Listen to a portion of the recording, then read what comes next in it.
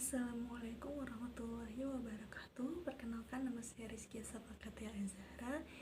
Saya dari kelompok 5 pada mata kuliah Ekonomi Moneter Islam. Saya akan mengulas kembali tentang makalah saya, yaitu judul Lembaga Keuangan Bank dan Lembaga Keuangan Non-Bank.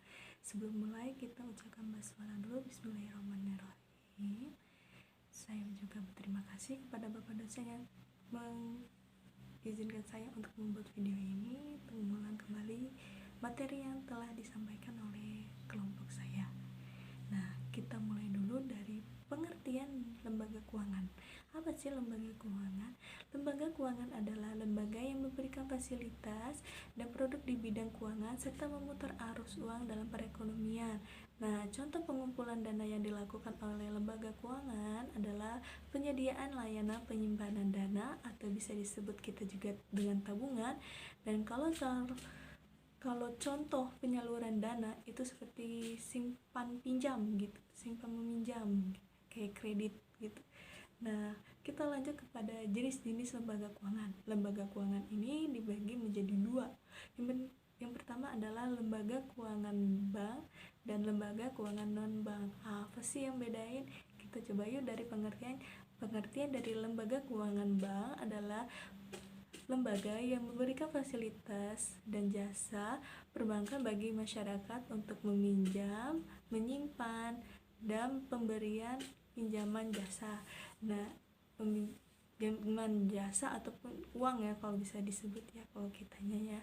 Dan lembaga keuangan bukan bank atau non bank itu adalah lembaga yang melakukan proses penghimpunan dana dengan cara mengeluarkan surat-surat berharga.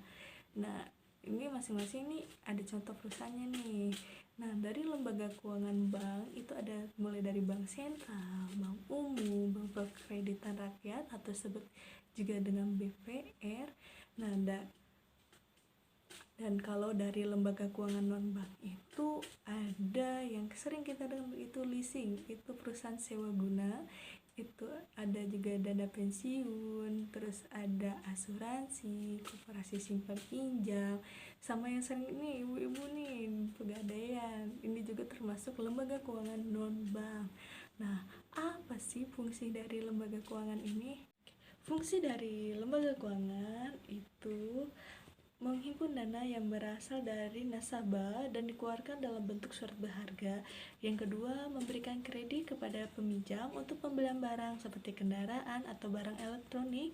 Yang ketiga, menjadi perantara bagi perusahaan yang membutuhkan modal dengan pemilik modal, mencari tenaga ahli untuk memberikan perantara untuk mendapatkan tenaga ahli. Terus yang terakhir, memberikan jaminan, dan terakhir banget itu menciptakan dan memberikan likuiditas. Nah, habis itu udah jelas ini fungsinya, kita lanjut ke manfaat lembaga keuangan. Nah, manfaat dari lembaga keuangan ada sebagai tempat relokasi pendapatan sehingga dapat digunakan untuk keperluan di masa akan datang. Jadi di sini kita itu menghimpun dana kepada lembaga keuangan. Nah, pada masa tertentu uang kita bisa dikembalikan dengan dapat bonus dari kita menyimpan dana di situ. Nah, lanjut, memberikan manfaat pada likuiditas, yakni kemampuan untuk mendapat uang tunai dengan mudah. Yang ketiga itu penyediaan jasa untuk mempermudah transaksi keuangan.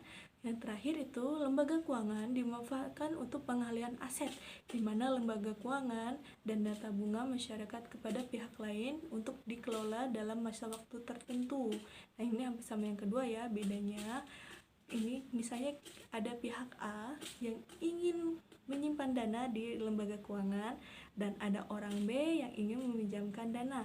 Nah, si pihak B ini yang akan mengelola lagi dana yang pada pihak A. Nah, nanti pada pihak A akan mendapatkan keuntungan itu. Nah, kita lanjut pada, kan ini tentang ekonomi moneter Islam, nggak mungkin dong kita nggak bahas tentang ekonomi dalam prinsip Islam atau ekonomi Islamnya. Kita mulai ya. Nah, Pada lembaga keuangan yang berbasis syariah atau Islam, pada operasionalnya memiliki prinsip-prinsip, yaitu yang pertama prinsip keadilan, yaitu berbagi untung atas dasar penjualan real. Yang kedua, prinsip kemitraan, yaitu posisi nasabah, penyimpan dana, dan lembaga keuangan sejajar dengan mitra usaha. Yang ketiga, itu ada prinsip transparan, yaitu lembaga keuangan syariah selalu memberikan laporan secara terbuka. Dan terakhir itu prinsip universal, prinsip tidak membedakan agama, ras, suku, golongan di dalam masyarakat di lembaga keuangan tersebut. Yang membedakan antara lembaga keuangan syariah dan konvensional atau yang non syariah itu dapat dilihat dari ciri-cirinya. Yang khusus dalam lembaga keuangan syariah itu, lembaga keuangan syariah diharuskan sesuai dengan Dewan Pengawasan Syariah DPS yang dari Majelis Ulama Indonesia atau MUI saat menerima titipan dan investasi. Mekanisme dari lembaga keuangan itu harus sesuai dengan syariah Islam. Nah, habis itu di lembaga keuangan syariah itu tidak mengenal sistem bunga. Nah, kita kenal dalam lembaga keuangan syariah adalah sistem bagi hasil. Nah, lanjut, di saat menghimpun dana masyarakat maupun dalam pembiayaan atau pembayaran dana untuk usaha yang membutuhkan, sistem bunga dapat merepotkan bahkan merugikan penghimpun balik modal, baik itu suku bunga yang tinggi ataupun rendah.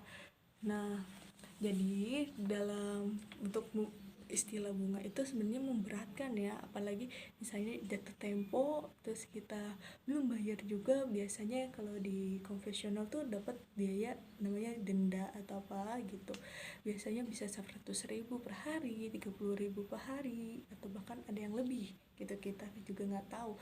Sedangkan di syariah paling tidak ada dana sosial. Nah, itu apa sih, kita bayarnya tuh tetap utuh tapi ada tambahan sedikit untuk biaya sosial dari ketelatan kita membayar.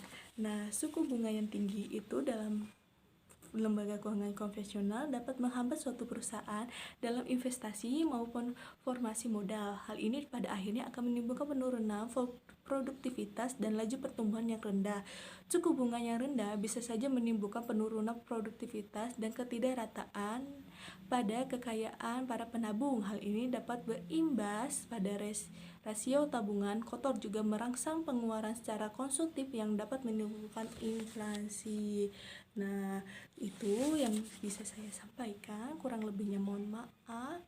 Wassalamualaikum warahmatullahi wabarakatuh.